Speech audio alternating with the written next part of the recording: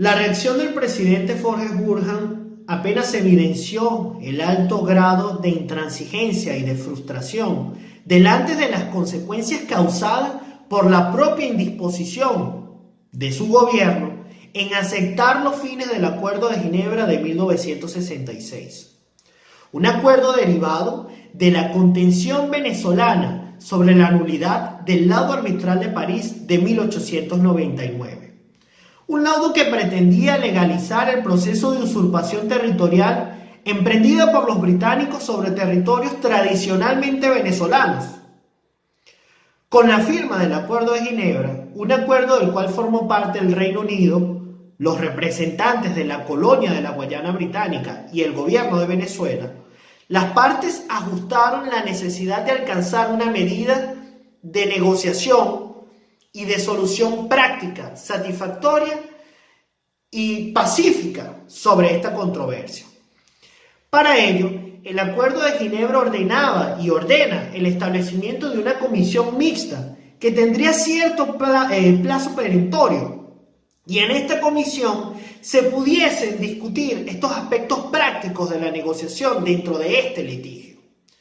Sin embargo, los representantes guyaneses aprovecharon esta etapa de diálogo y de negociación para desvirtuar los fines del acuerdo, para aliarlo, para sabotearlo, ocasionando, por tanto, el descontento de los representantes venezolanos en la comisión. De hecho, el Estado venezolano estaba dispuesto a establecer una subcomisión, como en efecto lo hizo, procurando asistir al gobierno guyanés por medio de medidas de compensación económica, de asistencia, de cooperación técnica. Los guyaneses querían recibir esa cooperación y esa asistencia económica, pero querían separar esta situación del legítimo proceso de reclamación territorial.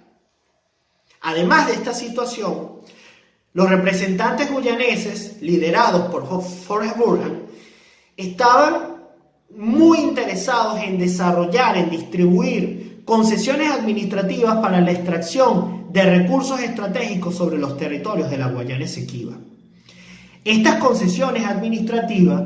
no solamente afectaban la reclamación venezolana, sino también comprometían el espacio vital de los aborígenes, de los grupos indígenas que tradicionalmente ocuparon los territorios de la Guayana Esequiba, a los cuales el Estado venezolano le manifestó plena protección por medio de un conjunto de comunicados.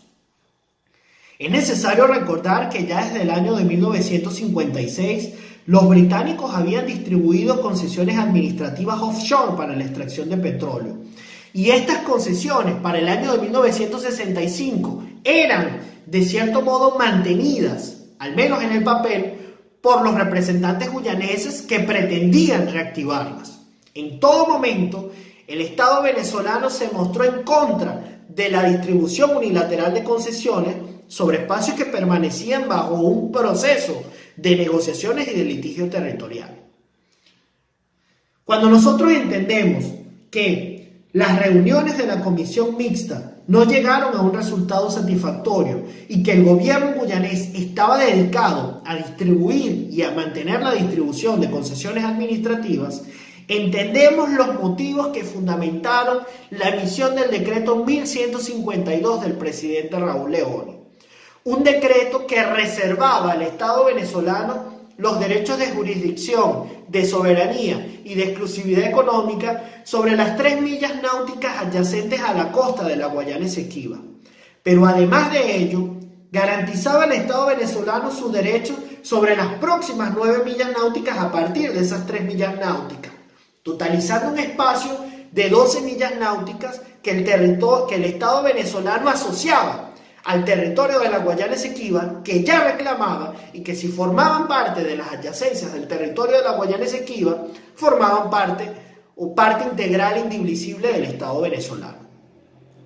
Esta situación irritó al gobierno de Forrest Burhan, quien catalogó el decreto Leoni como un acto de piratería contra el derecho internacional, inclusive al punto de acusar y de catalogar al Estado venezolano como un país imperialista que iba en contra de la doctrina del libertador Simón Bolívar, intentando polemizar internacionalizar la controversia al punto de posteriormente amenazar al Estado venezolano con solicitar armas del gobierno cubano si no aceptaba a negociar en los términos exigidos por Jorge Hurgan.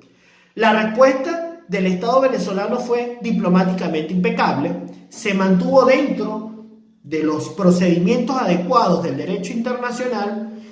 y hoy, en los días actuales, observamos cómo la cuestión petrolera sigue siendo parte, o pasó a ser una parte fundamental, al menos mediáticamente, dentro de esta antigua controversia territorial. Como reflexiones finales de este tema, podemos observar que el decreto Leoni, el decreto 1152, le permitió a los venezolanos asimilar que la Guayana Esequiba era más que una superficie territorial de 159.500 kilómetros cuadrados,